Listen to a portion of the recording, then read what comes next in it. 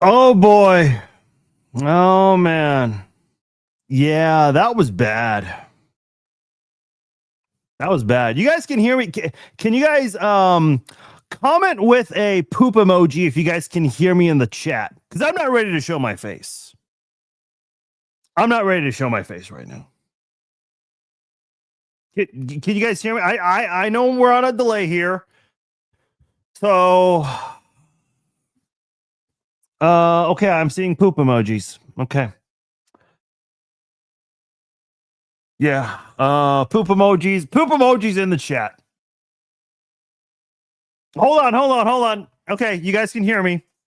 I'll show my ugly face in a minute here, my miserable face from this game. Don't comment. I got a question. Describe this game without a poop emoji. Describe this game using two emojis. No poop emoji. I need two emojis from all of you. Because I'm pretty damn upset, man. In the second quarter, I tweeted in capital letters, the Chiefs offense is so fucking back. I said that. Let's see. I see people with the angry emoji, the cursing emoji, the barf emoji, the thinking emoji, the guy with the McGonagall's eyeglasses thing. People are sad, mind blown, trash fire, face palm. I'm surprised we haven't seen a lot of face palms. People are melting. More cursing emojis. I see a thumbs down from Andrea. I see a lot of Harrison Butker complaints. Of course, we'll get into him. Nick has, I can't see what that is. What is that? Oh, that's a toilet. So small on my end. Yeah, that's fitting. Carol Carol has a clown emoji. Thanks, Carol. That actually cheered me up a bit. Yeah, we gotta talk.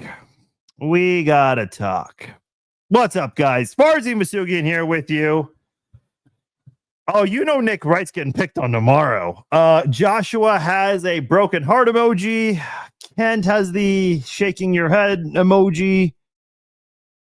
More clown emojis. Oh, okay. Some of these are starting to get, Daniel has a middle finger emoji. I don't know if that's for me or if that's just, middle fingers in the air, just wherever. Yeah, everyone's angry. Oh, I just read a funny comment.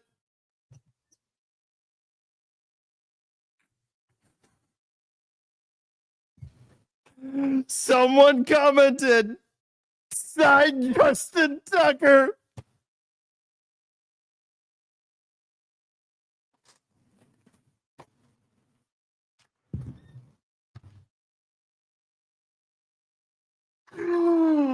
Oh boy.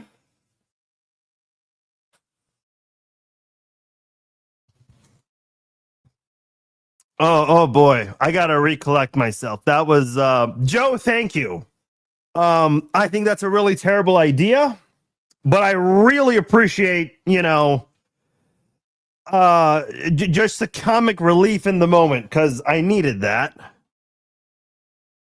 Can Justin Tucker rush the passer? Listen, let me just start off by saying this because there's a lot to go over here. I think there's been some inconsistencies on offense, which is weird to say because they put up 28 points. Probably should have put up more, especially on the drive where Mahomes threw that interception to Devin Lloyd where he just went pick six, 99 yards. Now, I see it as an even playing field because Trevor Lawrence and the Jags, they fumbled at the 1-inch line thanks to Nick Bolton, and the Chiefs committed a turnover of their own at the 1-yard line. So both teams committed a turnover almost at the exact same spot. And I know the complaints so far this year have been the running backs. Where are the running backs? Why aren't the running backs stepping up? Because I've seen a lot of that as well. Listen, man, I'm not saying the running backs don't need to improve. They absolutely need to improve. They had a nice day. I mean, Kareem Hunt and Isaiah Pacheco both ran 7 times today. Both of them had at least 5 yards to carry. Kareem Hunt had 2 touchdowns.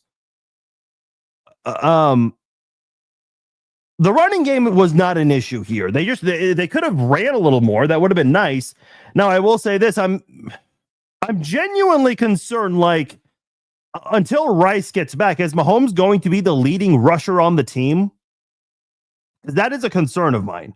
I think there are a lot of positives with this Chiefs offense that you can take moving forward. I do think the pass blocking showed a lot of improvement over the last couple of games. And Travis Kelce was fairly involved in this one. Tyquan Thornton had a really good first half, was really quiet in the second half. Hollywood Brown got involved a lot in this game. Xavier Worthy, with his ankle injury, seemed to re-aggravate it briefly. Brashard Smith has been involved, but I can't really sit here and say, outside of that one turnover and that really terrible play call before halftime involving Xavier Worthy, I don't have a lot of complaints about the offense. You scored 28 points on the road, should have been a little more, but you put up 28 points on the road, you should be able to win a football game. There's 2 problems on this team right now. One is special teams. Now, Harrison Butker did not miss a field goal or a PAT his first time this year. Let's celebrate that for a moment. But he had a kick that went out of bounds that benefited the Jaguars greatly on the final drive of the game, on the final drive that they had of the game. But even worse, on that final drive, Trevor Lawrence tripped over his offensive guard, and he was trying to get back up, and he slipped again because that grass is made of pure oil and shit. But he got back up like a boxer or an MMA fighter that just got knocked down, got right back up, and that dude just jogged to the end zone, missed tackles and all. I mean, I got flashbacks to Andrew Luck's when he recovered that fumble and dove into the end zone, Marcus Mariota throwing a touchdown pass to himself. I had I mean, this is not as bad because this is a regular season game. It's a week 5 game. It's on prime time, so the whole world saw it.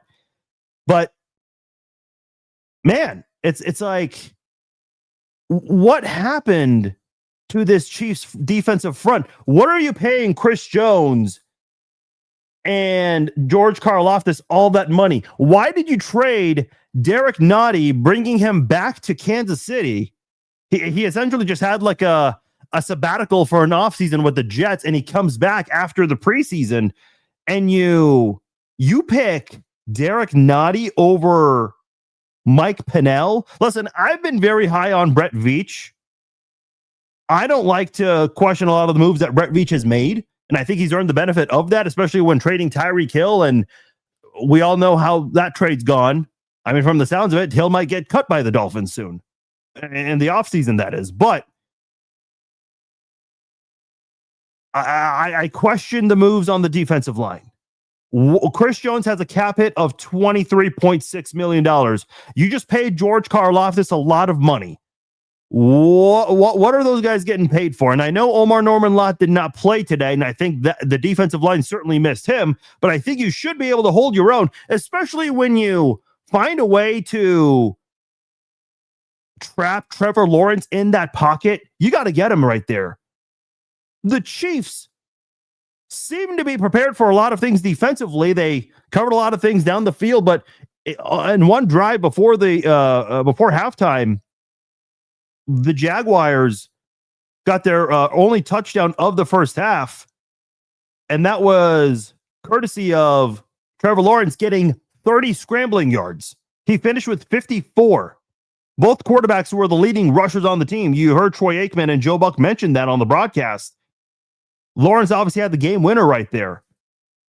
But how do you just not? I mean, forget about the final play where Trevor Lawrence tripped over his guard and slipped again and couldn't get back up for a moment there. How do you just let him have that kind of a day? Scrambling. I said it at the halftime live stream. My only complaint with the defense was that they don't have a QB spy. And if they do that, that'll change a lot of things. Well, they let him continue to run free in the second half. They never made that adjustment. That's on Spags. And as far as, the defensive line goes, get a damn push. You're paying that defensive line so much money. I know George Karlaftis' contract doesn't kick in until 2027 because next year he's on the 50-year option. But dude, you gotta get to the quarterback, and this defensive line is not doing that. The Chiefs have been running the nickel and dime package more than any other team and have done a phenomenal job doing it. But they're not getting to the quarterback with just their defensive line. And when you have a defensive line anchored by Chris Jones, you've got to get to the quarterback. And I saw someone put on Twitter that, how is it that this team's not getting to Jones? And I'm seeing all kinds of excuses as to why the Chiefs are not getting to the quarterback. I don't want to hear any excuses. You've got the defensive line to do it. And by the way, if you guys want to call in, the link right there, boom, call into the show. I commented with it already. I'll comment again. You got to get to the defensive line. I'm not, again, like I said earlier, I'm not saying the running game does not need improvement, but it does. I'm not willing to entertain any discussions about the running back position until the Chiefs get a defensive lineman. The Chiefs need defensive line help more than they need running back help. Is the running game good right now? No. But I suppose for the time being, the way you're operating, it's somewhat sustainable. Again, you can't improve on everything. I get that. But that defensive line needs to step up. I see that in the comment, Allison talking about what Detroit's going to do. They've got, what do they call them? Sonic and Tails? Sonic and Knuckles? I don't know. Whichever Sonic the Hedgehog duo they come up with. That defensive line is going to have a difficult time. And listen, I had that prediction earlier about Travis Etienne, how I thought he was going to have 100 yards. He didn't even have half of that. He had 49 yards, still had a good yard per carry average. And I was shocked because, let me just be upfront and honest here. Again, you all know me. I'm going to keep it 100 with you guys. The Chiefs are lucky that this was a 3-point game. When Jacksonville had the ball in the fourth quarter, and for whatever reason, when they were up by 7 and the Chiefs had just punted the football to the Jaguars, the Jags threw the ball on their first 2 plays of the drive. The second play was an interception by Trent McDuffie, the third of his career. I don't know why the Jaguars decided to throw the football in that instance, because you're up by 7 in the fourth quarter, and all you need to do is just eat up the clock and let Travis Etienne run all over a gassed Kansas City defense. The Jaguars did the Chiefs a massive favor by throwing the football in that situation. And it just so happened, one bad throw from Trevor Lawrence allowed the Chiefs to get back into this. And the Chiefs, listen, they capitalized. You can never apologize for what your opponents do, but it wasn't enough. And I feel like on the touchdown drive that ended with Kareem Hunt scoring his second touchdown of the game, you could tell that drive started at the 8:08 mark. And the Chiefs moved the ball down the field pretty damn well. But that throw from Mahomes to Hollywood Brown, and Hollywood did a great job holding onto the ball and keeping those feet in bounds, a toe tap. But you scored too early. You threw the ball to Hollywood too early in that spot. That was not a situation. The Chiefs could have easily thrown the ball down the field. I think Jacksonville would have allowed it, so they could have had the ball last, which is kind of what they did on the ensuing kickoff, and it helped with the Butker kick going out of bounds. And I know that's a big conversation here. But I think the Chiefs, where they lost this game in 2 areas. Number one, where the entire team just went to sleep during Jacksonville's 21-0 run. And then on that long drive that started at the 8-minute mark, which flew by the way, the Chiefs scored too fast. They were moving the ball, slow and steady, dink and dunks, runs here and there. They weren't going for the deep shot. Mahomes was trying to make it look like that, but he wasn't at all looking to throw it down the field. But then that pass to Hollywood Brown going out of bounds, that changed everything. And the Chiefs had no choice but to score too early in that point. I think that's a big reason why the Chiefs lost this football game. The middle of the game, you were up 14-0, roses and rainbows. You let them back into the game, especially with that pick six, and then you scored too early. Those were the offensive woes. The defensive woes, the lack of pressure on Trevor Lawrence. That did it in this game. Hey, I want to hear from you guys. I have the link for you guys to call in. And tonight, hitting leadoff is Daniel. Daniel, you are on the Chiefs Zone podcast. How are you, sir? Not great. It's been a crazy. Look, MLB playoffs, I was already cursing out the screen earlier with the Dodgers. And then I got to do this crap. And that emoji wasn't for you. That was for the special teams in general. I know. I'm just having fun. I'm trying to have some fun. I couldn't find a kicker, but it's Dave Tope. I need to. Okay, how many penalties do we have on special teams? Four holding penalties. Yeah. I think it was during those during the ring turn. I think the last three kick returns all resulted in penalties. Right. So besides that, and then it's not just Buckner though. I've seen this I hate the NFL, this new kickoff rule, because all these kickers are trying to pitch it like a sandwich, like a golfer, and they're just getting the ball out of bounds. Like, just kick the stupid ball. Kick it to the 10, or don't try to coffin corner it, or whatever the hell he was doing.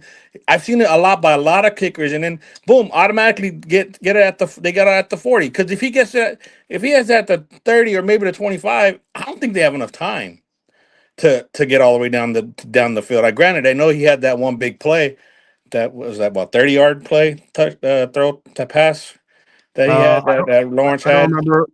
Oh, Mahomes to no, not Lawrence. That Lawrence did, and on that final drive where he had that big, it was like a 30.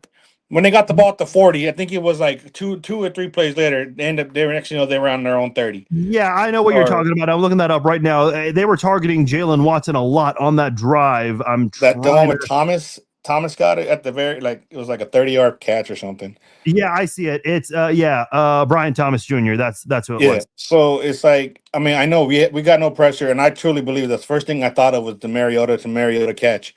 When I saw him, like, put a finger on him, because if you put a finger on him, they got no timeouts, and they're probably scrambling. But it was rough. I mean, I knew we weren't going to cover. I figured that much already. But to see them lose this way, it's beyond me. They got more to fix. I know we got Detroit coming up on Sunday night, but it's just like, those are these games where you at the very end, where you should have them. You should have it. You had it ready to go, but stupid mistakes like that, stupid mistakes on special teams, especially kickers kicking balls out of bounds, like, that's 4 weeks in a row now, 5 weeks in a row. Harrison Buckner did something. Yeah, and Daniel, I appreciate the call. I appreciate the call. Thanks for the thoughts there and the call. Yeah, there was a lot there. Butker, I don't know what's going on with Butker. Like I said, he made all his field goals. Well, he didn't kick a field goal today, but he made all 4 of his PATs. I'm not going to lie. I was that guy cringing every single PAT. He's going to make it. He's going to make it. He made them. He made them all. But the kick out of bounds, it's like something had to happen with Butker.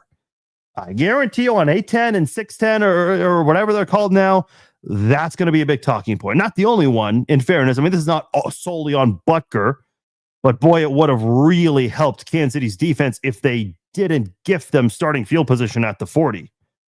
As far as that final drive, yeah, I mean, they picked on Jalen Watson a lot on that drive. Trevor Lawrence certainly made a living on that drive, picking on Jalen Watson. Shamari Connor had a rough go at it today. And when he slipped and fell down, I said, the game is over. Because, and I'm trying to look this up now, what was it? There was 23 seconds left. Now, you're inside the 5, or right around that area. Because it was first and goal at the 1 because of the pass interference. I thought, okay, it's not going to take him that long to line up, but for him to slip a couple of yards back and can't get out, all they need to do is touch him and then it's over. Honestly, knowing Kansas City, somebody would have drilled him helmet to helmet, and that would have given him another opportunity. Maybe it's for the better that we didn't even see that. This is how bad the defensive line is. All right, let's keep this train going. Hey, if you guys want to call in, the link is right there. Just click it. Turn on your audio, your video, put in your name, and let's chat. Jacory's been waiting patiently. What's up, Jacory? Hey, Farzan, how's it going, man? Good, man. What's on your mind? Man, honestly, you hit the nail on the head when you talk about the defensive line. Gotta get to the quarterback in that situation. I mean, he slips, he falls down, he's struggling to get up. Nobody touches him. Has to get on that. Next point I'd like to make, man, shout out to Jawan Taylor. I thought no penalties, no false start. If I had to take something positive to take away from this game, I think that's what I would take. He did have an illegal formation penalty early in the game, but that's the only bad thing I saw from Jawan Taylor in this game. My mistake. But That's also, special teams, man, we've got to fix it. I mean, I know you've made a couple talking points on there. I would also like to see Brashard Smith get more involved in the offense. I believe he had a couple good plays there. We've got to get more involved. I don't know, man. It was just rough. I mean, like you said, it canceled out. You know, fumble at the one, Trevor Lawrence. Mahomes throws interceptions. Okay, done. We have a chance. We should have. I would have liked to see maybe Kareem Hunt run around a little bit more to drain more clock, make them use that last time out. I don't know, man. It was just not good. It was just rough there toward the end. I think execution. We just missed execution toward the end. I don't know. Yeah, I appreciate the call, Jacory. Like I said, I thought the Chiefs were doing a great job on that drive, but that pass to Hollywood Brown going out of bounds, that changed everything. And it was a great play by Hollywood Brown, but man, that was one of those moves where it was too early, and the Chiefs had no choice. They had to score. I mean, you couldn't really play around and fall down on purpose, kind of like in Super Bowl 57. You couldn't really do that. I mean, you just had to score. And I think that's on the offense there. Because they were doing a great job moving it slow and steady. And then, boom, you just had to have a good play there. Kyle, you're on the Chiefs Zone podcast. What's up, Kyle? All right, so I just wanted to bring this up. So we had a choice to bring back DeAndre Hopkins or Hollywood Brown. We decided to do Hollywood Brown for $11 million. And he got his first touchdown last week. The last time he scored a touchdown, they said, was 2023. He got his last touchdown last week. So I just want to know if we're going to keep, you can't say that we can trade for running back if we don't really give our running backs a chance. I feel like that would be a waste of a trade. I feel like we should try to get a wide receiver. He's doing great now, but I don't know. I just feel like, do you know Hopkins probably gets less playing time than him, and he has more touchdowns than him right now, and he's like a backup for the Ravens right now. I mean, listen, I don't know if DeAndre Hopkins really fits this style. The reason they went after him last year is because they had nobody. Their best receiver was an inexperienced rookie in Xavier Worthy. I mean, he was supposed to be your number 3 guy. Your numbers 1 and 2 guys were out. Pacheco was out. I mean, that was just a desperation move. Hollywood Brown, I think, fits this offense better. And let me just say this, Kyle, because I don't disagree with you a whole lot. I know Hollywood Brown's not the player he once was, but I think when Hollywood was brought in, he was supposed to be part of an offense that has Xavier Worthy and Rashee Rice. And we have never seen that. It's been more than a year, but we haven't seen that. We're hoping it comes very soon. They need to survive one more game together and not get injured. But I think once Rashee Rice comes back, Hollywood Brown can go in a much more comfortable role where he's supposed to be more of a depth supporter than supposedly being one of the top receivers on the team. I just want to say this. So when we got his season with Mahomes, he had 500 yards and got 4 touchdowns. I want to say full season, he would have had a 1K season with Patrick Mahomes. I really would want to say that, because he had almost 100 and he came half of the season and didn't know the playbook. I don't know. I just want to bring that up because why waste a draft pick and all the trading arsenal on a running back if we can't give a chance on the ones that we have already, I don't disagree. You're right. And Kyle, I'm going to let you go. I appreciate the call. You are cutting in and out a lot. But I think I got your point. Yeah, listen, they were trying to get DeAndre Hopkins on the team a couple of years ago, but they were in a bind with the salary cap because of the Chris Jones holdout. So Hopkins had to go somewhere because training camp was about to start across the league. So unfortunately, we never really got to see Hopkins and Mahomes in a in a full setting where they got a full off season, where they got to spend a lot of time together in an off season or at least training camp. We never got that, unfortunately. If you guys want to call in, I'd love to hear from you. I know you guys have a lot of thoughts. There's a lot to go over. Let's keep this train going here. Chris, you are on the Chiefs Zone podcast. What's on your mind, Chris? Not too much, my friend. How you doing? Good, man. Good. So, here's a couple things I want to bring up. Towards the end of the game when we had the chance to hold Trevor Lawrence at the towards the goal line, that holding penalty cost us. And then what really cost us, in my opinion, was that pass interference call when the ball was thrown in the end zone on, I believe it was Connor. And because if we wouldn't have got the pass interference call, I think we could have put the game away and stopped them. But it also comes down to Buckner's, in my opinion, boneheaded decision to make that kick off to the side to go out of bounds, put them in great field position. But looking to next week, all we can do is regroup. We got to fix some things, and next week, in my opinion, is a must-win situation, because if we can win and be 3-3 next week, we get Rice back after that, we'll be just fine, but we cannot afford to lose next Sunday. Yeah, I agree. I mean, you do that, and I appreciate the phone call, Chris. Yeah, you are in a really bad pickle at 2-4. I mean, this was a very winnable game. And listen, it's still early, but you would have had a chance to tie for first place in the AFC West. The Chargers are falling apart. Listen, we know in Kansas City what happens when you don't have an offensive line.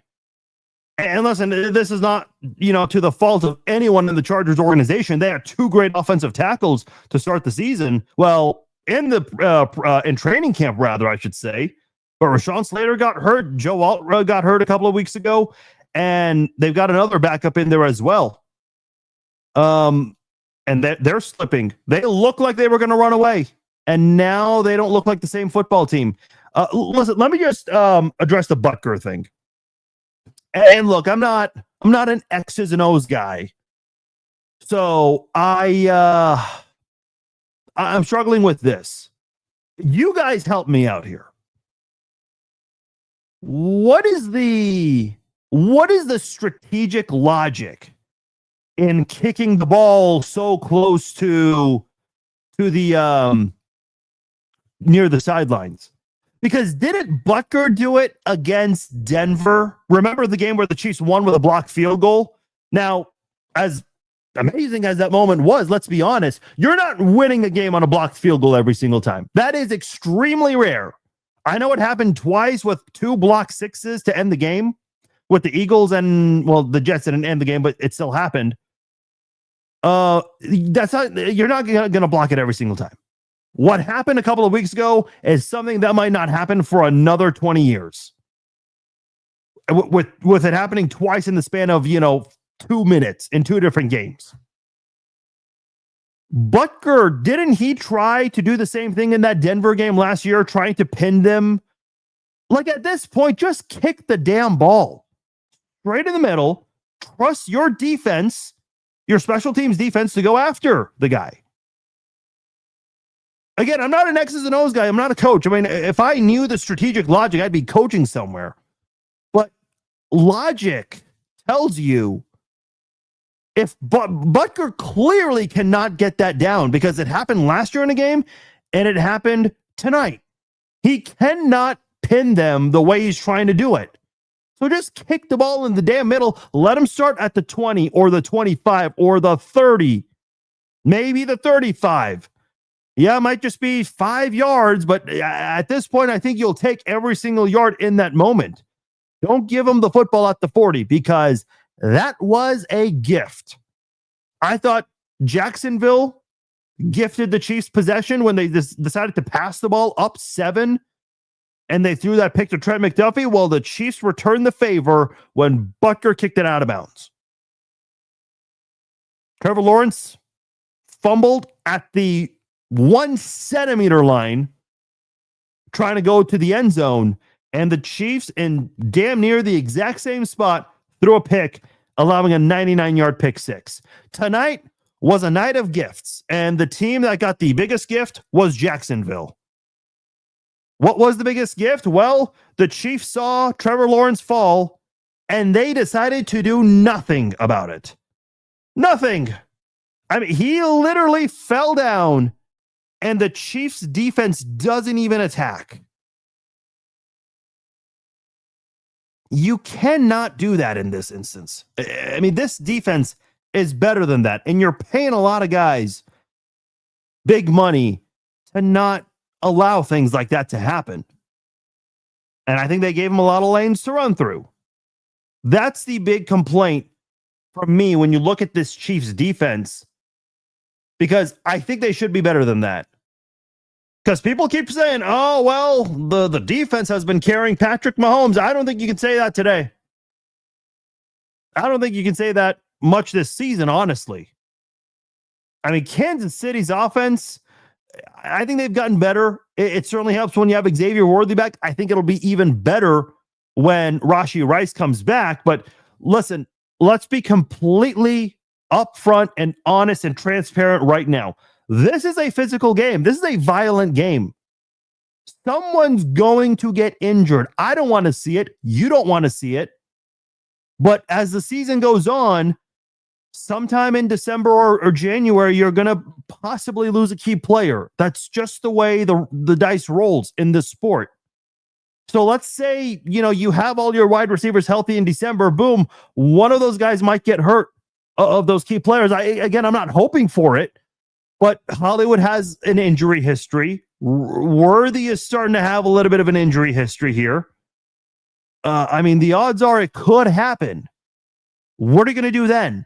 Because you can't just, go to the Super Bowl and say, yeah, well, we made it to the Super Bowl, but we missed this player. You've got to capitalize.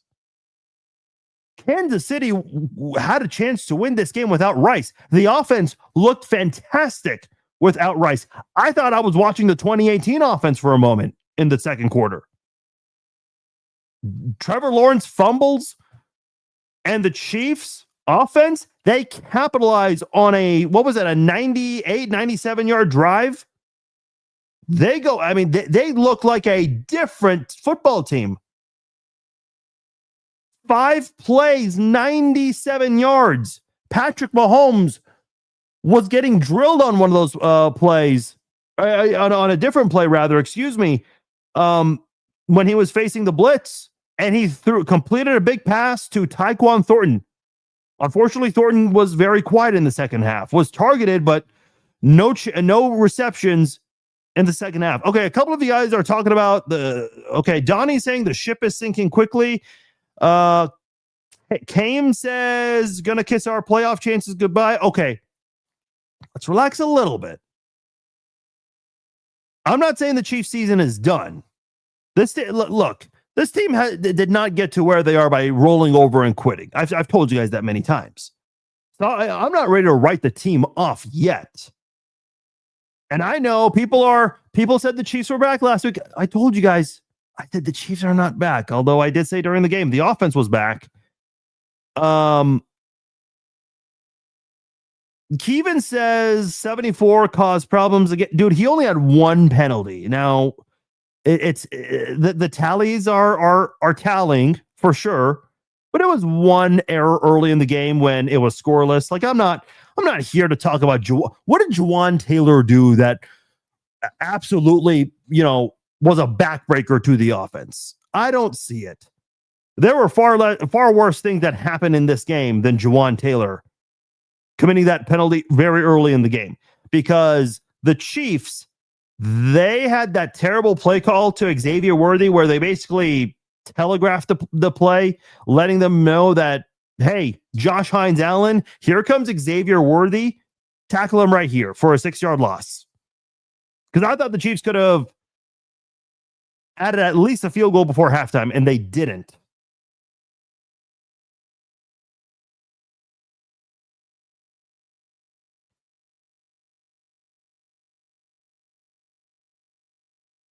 Marcus, come on, man. The Chiefs season is not done. Dude, I heard people say that in 2021 when the Chiefs were 3-4. and they were last place in the division. You know who was leading the division that year? The Raiders. Now, they still made the playoffs, but I mean, the Raiders damn near missed it. They made the playoffs with an interim coach. Now, I know circumstances were just wild that year for them, but the Chiefs won the division that year is what I'm trying to say. They're one game behind the Chargers, and technically two because the Chargers are up on them by a game with that head-to-head record. But this is a three-division race, and it's not like the Broncos and the Chargers are just so far ahead. I know the Broncos had a big win over the Eagles, but they played bad football for 3 quarters. And listen, credit to Denver. They came back and won, but are we going to see more consistency from Denver, or are we going to see some of that inconsistency? Because there are some questions about that offense. But no, I mean, come on. To say the season's over in week 5? I mean, 3 weeks ago, a lot of people said the season was over for the Chiefs. Now people said the Chiefs were back 8 days ago. And now the season's over. Like, come on, they're 2-3. They're not too far behind in the division race right now. Do they have a lot of things to clean up? Absolutely. But the season's not over. Come on. You know that. I know you know that. Sean says you sound like a fair weather fan. Sean, you never said I was incorrect. If I said anything that was incorrect, you would have told me that by now. Did I lie to you about anything? Or I don't know. Was that a response to me or somebody else? I can't tell who you guys respond to. So if that's not for me, then I apologize. But if that is towards me, I mean, what did I say that was incorrect? Bob, he is on the Chiefs Zone podcast. What's up, Bob? Well, here we are. Back at the grindstone again, man. I'm just laughing because I know you've got a lot to say. You know, for the first half was fun to watch them play. Oh, very. The second half sucked. I think that just kind of the penalties just started compounding, and you could see it coming, man. And our back, I think our corners and our backs are a lot better than what they played tonight. They made some mistakes there. I never seen a linebacker up front holding Lawrence in the middle contained. He was always on coverage deep. I mean, how many times did Lawrence get out? I mean, he bounced off like a pinball machine, man. He scrambled 10 times in this game. I know, man. I mean, so, beating Lady Luck was hard to do in the second half, man, because it's all it was with them guys. They only got 4 players, man, and 2 on defense that are really special. But, man, we got the kicker, Butker, he keeps screwing up. Yeah. And then you got these guys, man, that just can't stay focused, man. There's no discipline with this team. It seems like they're really reckless, man, and can't stay in their lanes and do their jobs, man. And these big plays keep happening to them. And I don't know. I'm not a professional coach by far or anything like that. And I watched a lot of football, and I'm a football junkie. But man, these guys are better than that, man. And I think we're real close to really putting. But now our special teams fell off the map today, man. That one guy, he needs to leave the team, man. Which one guy? 47, is it? Are you talking about the player who had the holding penalty? Yeah. I think you're talking about Jack Cochran. He's 43. Yeah, he's got to go, man. Okay. He was horrible, man. He cost us 2 big returns. I hear you. And then you get down there to the goal line, this hot dog and shit, man. Play fundamentally football down there inside the red zone, especially when you're around the 3 to 5 yard line. Hunt ran the ball pretty decent down in there. I think our running game's really improved a little bit compared to what we had.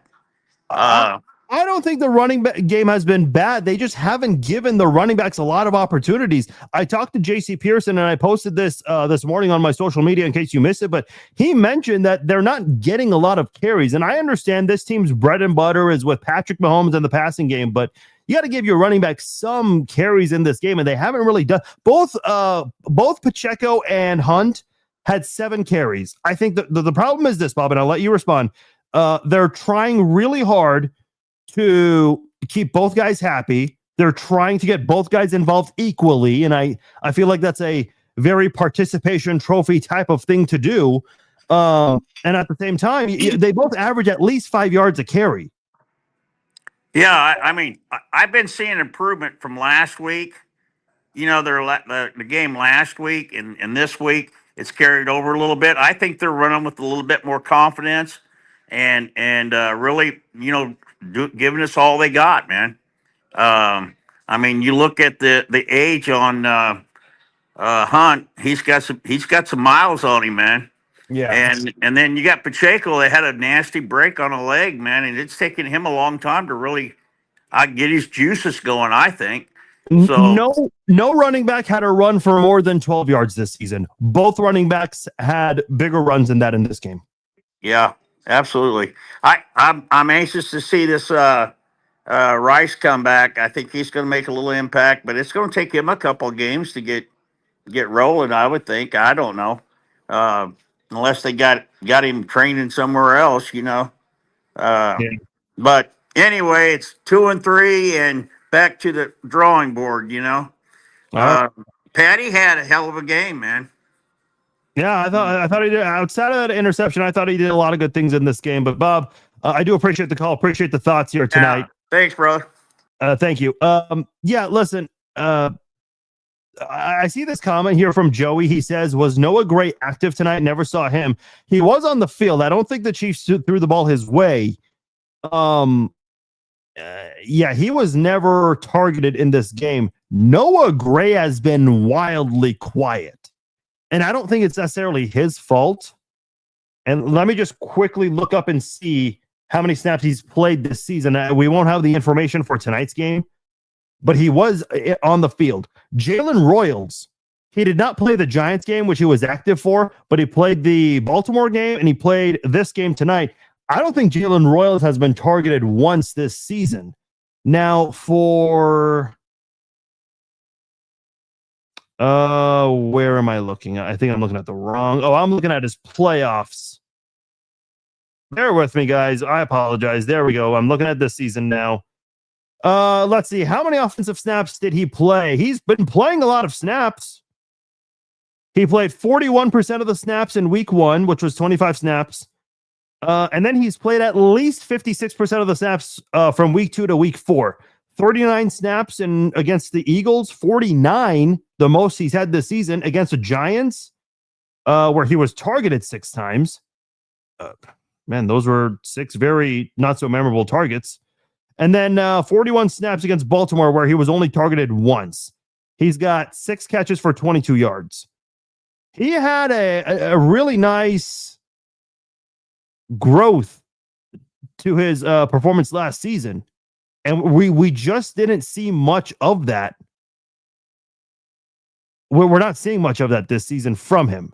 Jalen Royals, a guy that received a lot of hype. And I told you guys in camp, Jalen Royals was, to me, the biggest surprise in training camp, which I know we're several weeks removed from that. But given the amount of involvement Royals had in camp, I'm surprised he hasn't been targeted once. I'm not saying he should be the number 1 wide receiver on the team. I'm just saying with the amount of involvement he had in training camp, to not have one pass thrown at his direction is certainly confusing to me.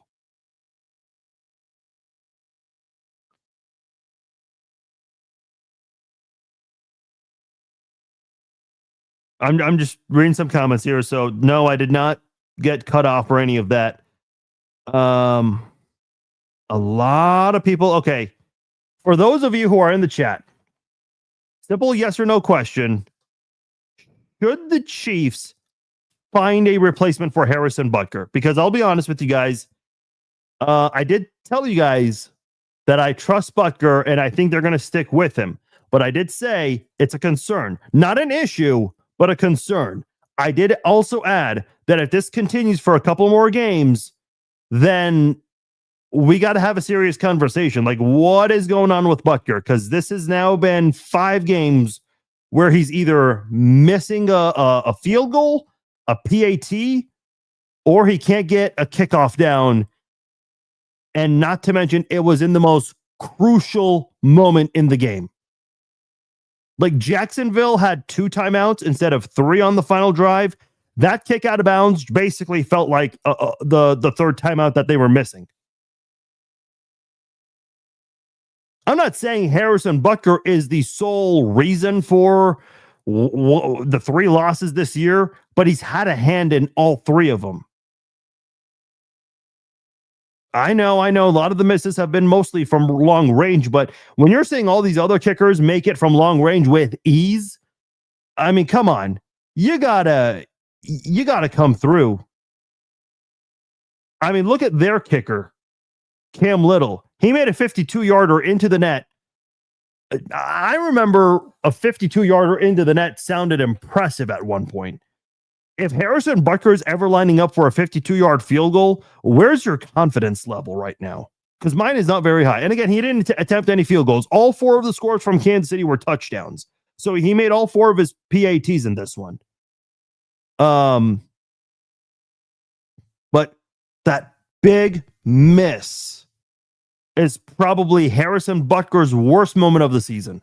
I know recency bias kind of wins in that moment, but when it's less than 2 minutes, you're up by 4, so a field goal can't win it. They have to have the ball in their hands to cross the goal line, and you basically put them in a spot where they need 60 yards to go down the field instead of 70 or 80.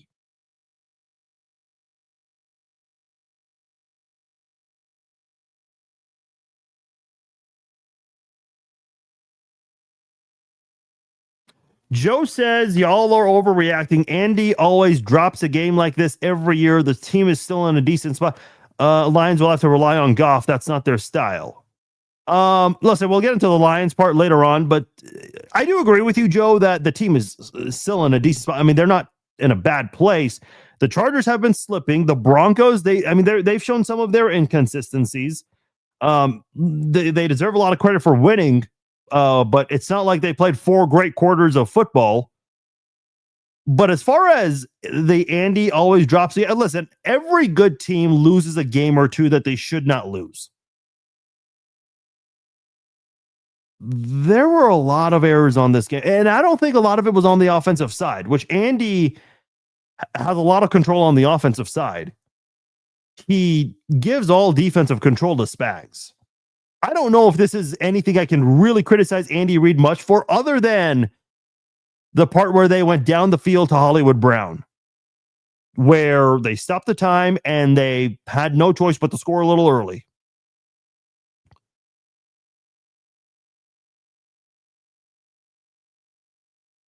That could have been managed much better.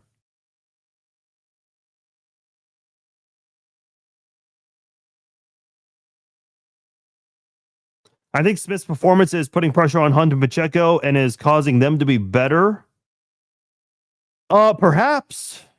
I mean, listen, I remember Pacheco, he took a job away from Clyde Edwards-Helaire. Clyde Edwards-Helaire is now on the Chiefs practice squad. I mean, he left the team briefly and came back. Okay, your fair weather comment was not directed towards me. Okay, fair enough. Kelsey is quiet. I mean, he was fairly active in this game. What did he have? 6 catches?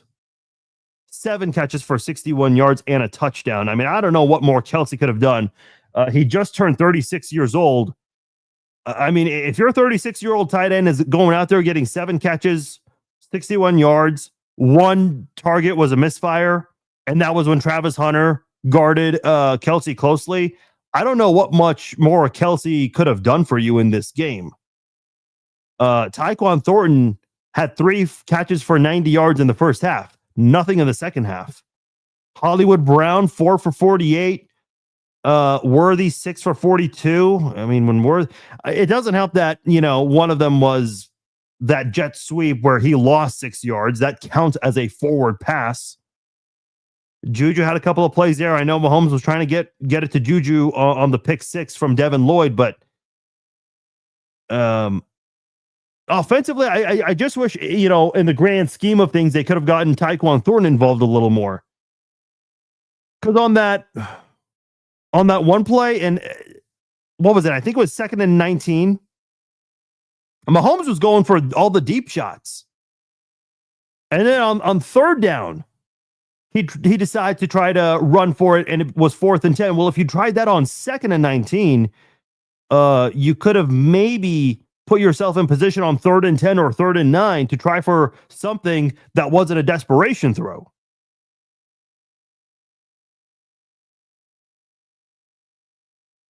Yeah, that touchdown drive the Chiefs had in the 4th quarter, the long one, 12 plays, 86 yards, 6 minutes and 23 seconds. And it was 86 yards because there were a bunch of penalties on the kick return unit today. That needs to be cleaned up. Emerson says they abandoned the run game when it was truly working. I said this on Twitter. I said, look, the Chiefs, the run game was not that bad.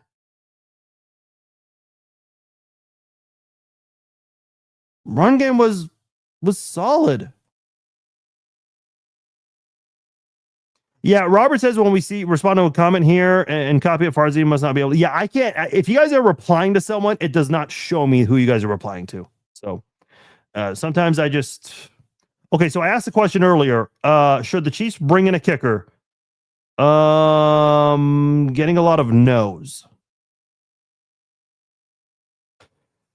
Joe says no. Just trust Mahomes to convert 4th downs. That's one strategy.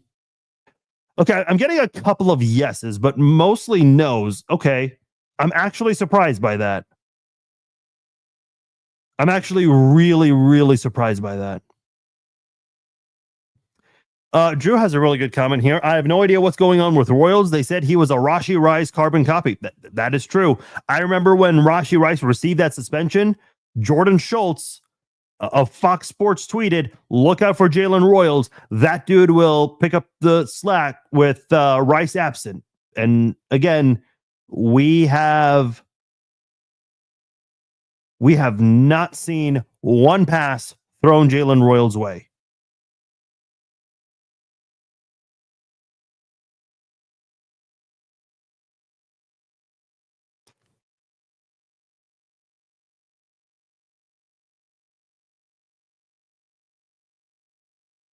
Robert says Butker has to work through it. Well, I think part of it is he's the highest paid kicker in the NFL.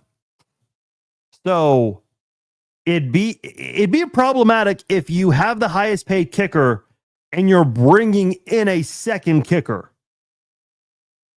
But at the same time, if Butker's costing you games, you got to do something, right? Like something's gotta, you got to do something. And how much, I think here's the better question. How much longer are you going to be patient with Harrison Butker? I think that right now is $1 million question with Harrison Butker. Where's his leash right now? He's got to be on some kind of a short leash, whether the organization is going to admit it or not. He is on a short leash. He's got to be.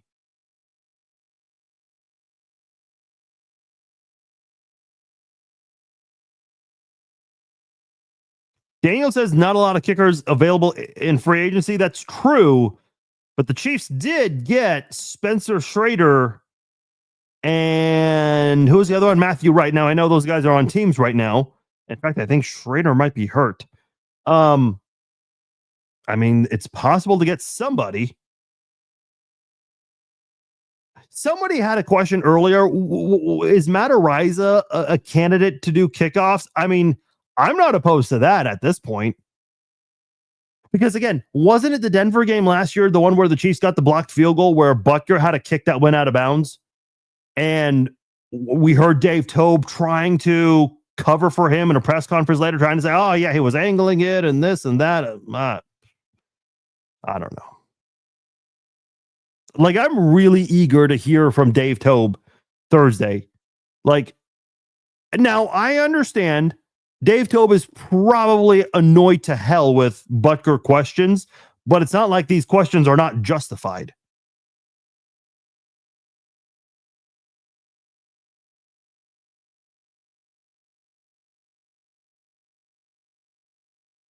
Listen, fair enough, Aaron. My whole point is Jawan Taylor. First of all, I thought the entire offensive line did a great job blocking. Was it perfect? No, of course not. I think Kingsley Suamataia still has some things to work on.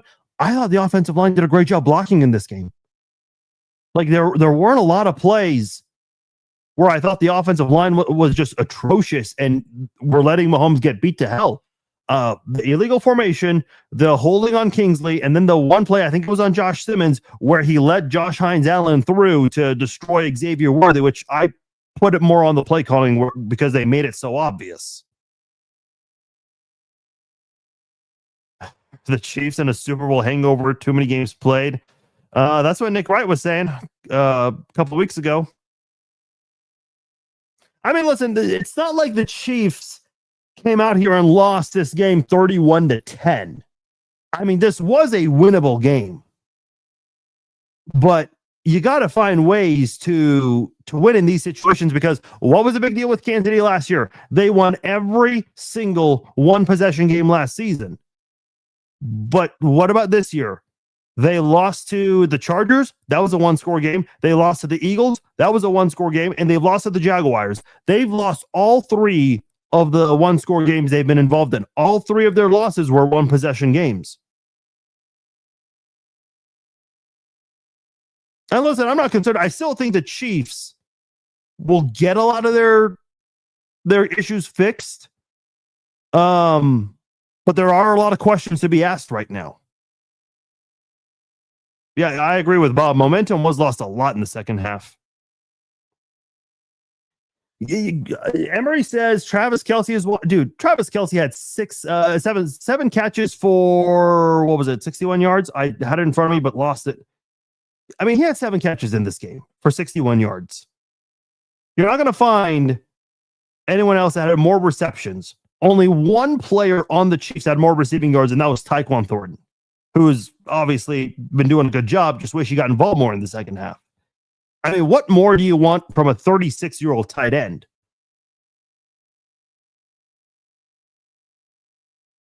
Joey says this game is on our offense, 28 points. I just think they could have been more consistent. I do think they left points on the scoreboard, especially that pick 6 right there, which, great play by Devin Lloyd. And then before halftime, they had plenty of time to go out there and put up a field goal at the very least. And instead they got laxed, and the play calling was complacent. It just wasn't good. But I do agree. I like a lot. Like, if I give you like a pie chart and what percentage of it am I putting on the offense, 10 to 15% on the offense, which I know is crazy because it did result in a pick 6, but they still scored 4 touchdowns in this game. The running game, when you look at the yard per carry average, was not as bad as it has been in some other games. They average more than 7 yards a carry.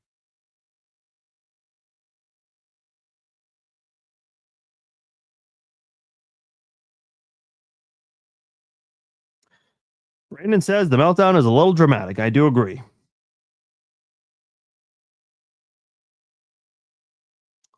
Brandon also adds, and this is where I have to push back a bit, the team could very easily be 5-0 with a little bit of fortune. Yeah, but Brandon, this is the way football goes sometimes. I mean, the Chiefs had some fortune going their way last year. I don't like to do the woulda, coulda, shoulda things. The games you win are the games you won, and the games you lose are the ones you lost, plain and simple. And the truth of the matter is, through 5 weeks, the Chiefs are 2-3. Raise your hand right now. Did you expect the Chiefs to be 2-3? If any of you are raising your hands, you're liars. Because if you truly believe that, you would have made a shit ton of money on DraftKings.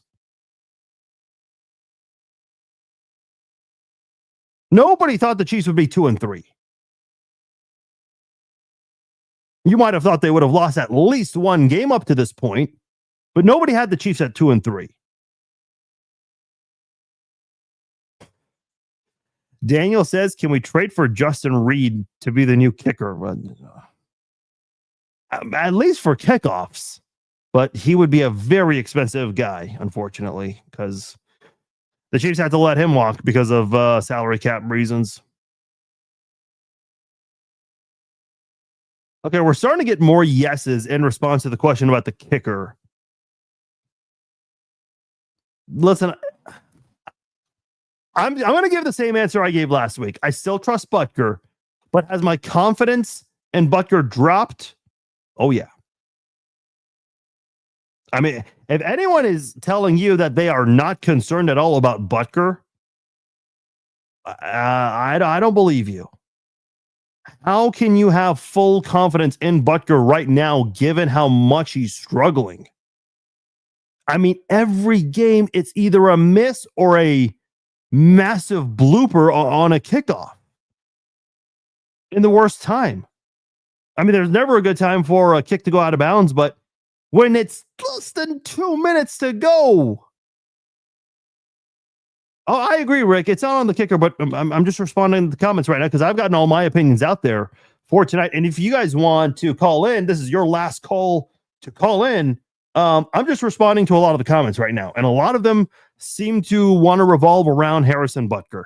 Drew says, I also think Worthy is still not healthy. Well, that is true because he did re-aggravate that ankle injury there. Now, he came back, 2 or 3 plays later? He looked just fine in this game. And I think part of it is the field and all that, but you already knew the playing conditions coming into this game. I mean, some fields are just bad across the NFL. Some are not. I think Keevan says, I think the Chiefs are still Super Bowl worthy despite all the mess ups. I agree. And to go back to another comment that I did push back on, yeah, sure. We can sit here and say, well, if the Chiefs didn't miss their kicks, if they didn't allow Herbert to run free, they'd probably be undefeated by now. Possible. I still think this is a team that will contend. Like, you're not going to convince me that the other 31 teams are writing off the Chiefs because you know that's not happening. And I don't want to sit here and do the whole Rashee Rice, wait till he comes back coming off a loss, because I still think this was a very winnable game without Rice. Donnie says, I don't have any confidence in the whole roster at 2-3. Okay. I mean, listen, man, I don't know what to tell you. If any of you guys, and I'm not picking on just Donnie here, a few of you guys are already writing the Chiefs off. Listen, I've seen this team get written off at 3-4, and they won the division that year. I've seen this team get written off in March when they traded Tyreek Hill. And the narrative during the 2022 season was, oh my God, how are they going to survive without Tyreek Hill? And it turned into, oh my God, how are they doing this without Tyreek Hill?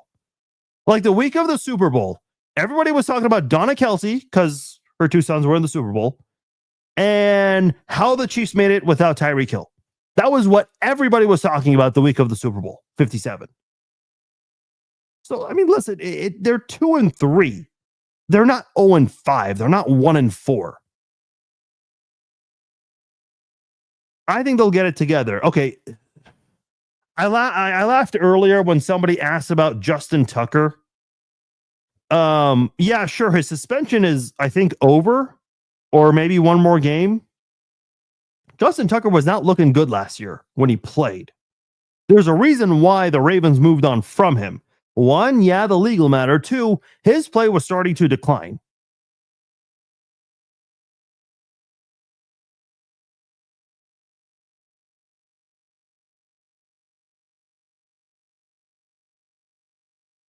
Yeah, if you guys want to call in, this is your last chance. We had a lot of great calls tonight, so I appreciate everyone that did call in, and I'll give you guys one last opportunity to do so.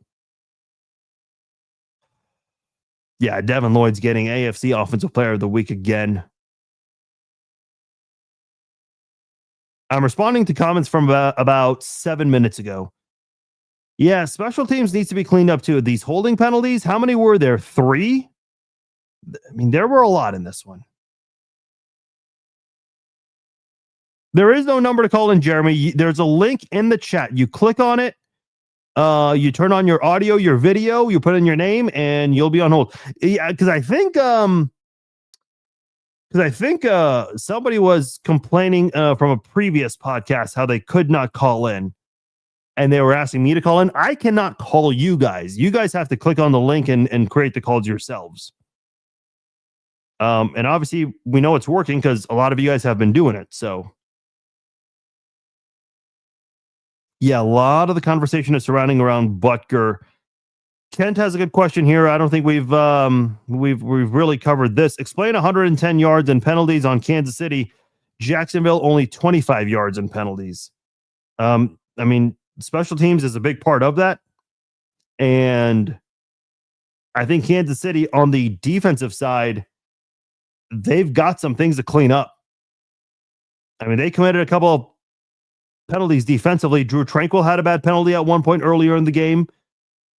The pass interference on Shamari Connor certainly did not help because Brian Cook got the interception on that play there. And sure, I mean, the reason he got that interception is because the receiver was interfered with. Yeah, I get that. Brandon is saying, is it time to talk about, I think you meant Butker being released at the end of the year? I don't know, man. Eric says, should McKinnon, remember when McKinnon slid before the end zone to seal the game? Should Hunt have done the same thing? I mean, the ball was like at the 5 because of Hollywood Brown. Now, Kareem Hunt had a run, and I was saying, don't score. And he didn't. But then if he were to not score again, it would have been 3rd down. That is very dangerous territory to be 3rd down. And I don't know, man. Like, I've always been in favor of scoring when you can, because you just never know if you decide to play the clock and use the clock as your opponent's enemy, then sure, it can work.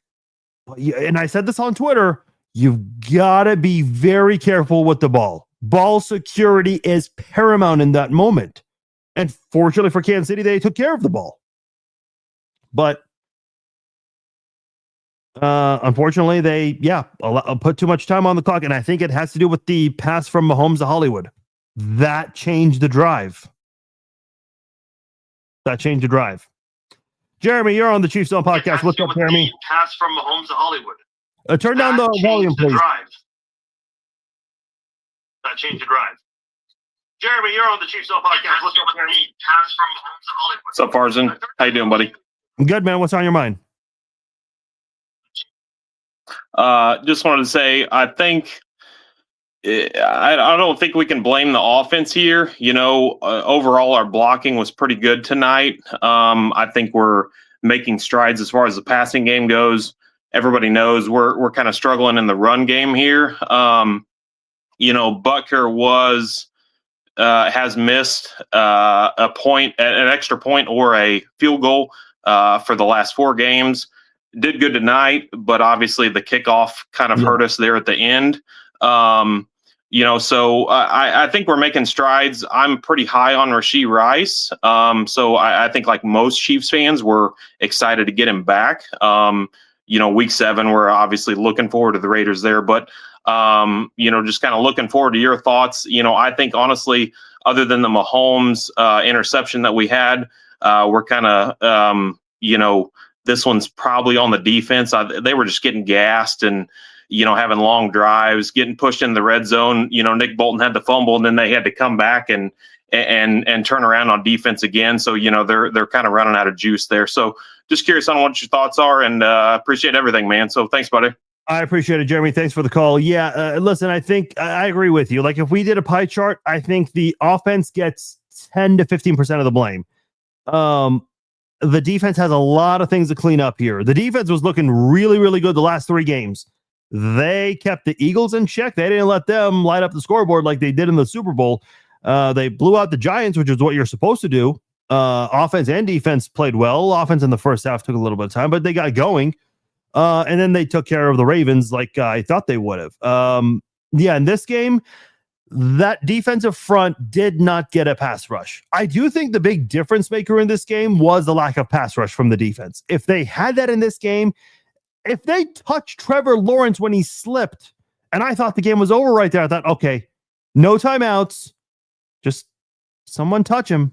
Someone touch him. And the game's over. The game's over. Brandon says, got to talk about the Chris Jones on the Trevor. The entire defensive line. I'm not going to just pick on Chris Jones.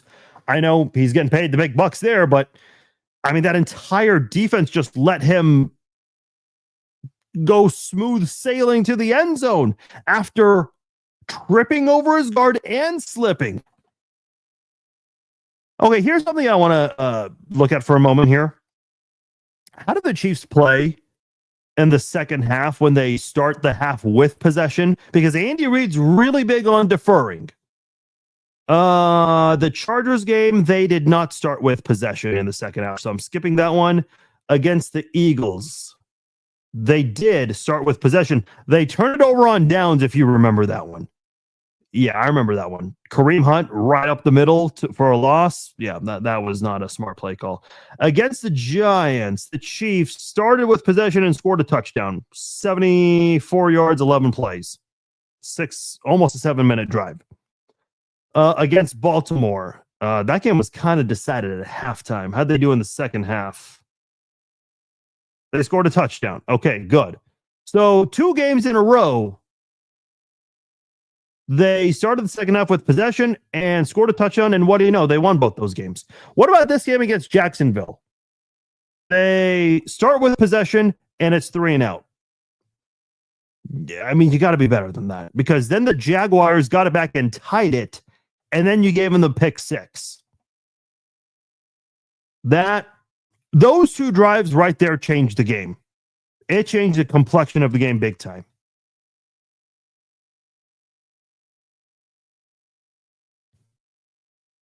Yeah, Eric, and I think the problem with that is Mahomes was rolling out, and I'm thinking, oh boy, you need to slide. Because if you throw it out of bounds, the time stops. If you slide and just take a sack, and maybe if one of them does something boneheaded, like, hitting him while after the slide, then maybe you can draw yourself a flag there. But he threw it to Hollywood. Great play, but not when you were trying to use it. And again, the Chiefs had the ball with 8 minutes left. In the first 2 plays, I could tell what the Chiefs were doing. They were trying to move the ball slow and steady. They screwed it up with that Hollywood play. That was a big difference maker in the sequence of events near the end of the game. There's a lot to go over. Hey, we will reconvene tomorrow, 7 p.m. Central Time, and talk more about this game and also look ahead to the Detroit Lions. For those who called in, appreciate you guys for all the comments. Thank you all as well on Facebook, Instagram, YouTube, X. Greatly appreciate all of you guys being a part of the conversation and watching tonight's podcast. Generally, there's a lot of viewers and comments after a loss, so I guess that's just the way things go sometimes. But that's okay. But seriously, I do appreciate all of you guys staying up with us. We'll be back tomorrow night. And again, Wednesday, you're getting the podcast 3 nights in a row. Wednesday, we will break down the game between the Chiefs and the Lions. Sunday Night Football. That's going to be interesting. I saw the Chiefs. They were 1.5-point betting favorites before Monday Night Football. I am really curious to know what they are now. Did I see Trevor Lawrence picking his nose? Yeah, that was the good luck nose picker. That was. The Chiefs are still 1.5-point betting favorites. Interesting. Very interesting. I suppose we'll take that, but we know that's not how games are won and lost, so we'll see. All right, well, you guys know what's coming your way this week. I am Farzin Vasugian. Appreciate you all once again for joining me. I will talk to you all tomorrow night. Take care.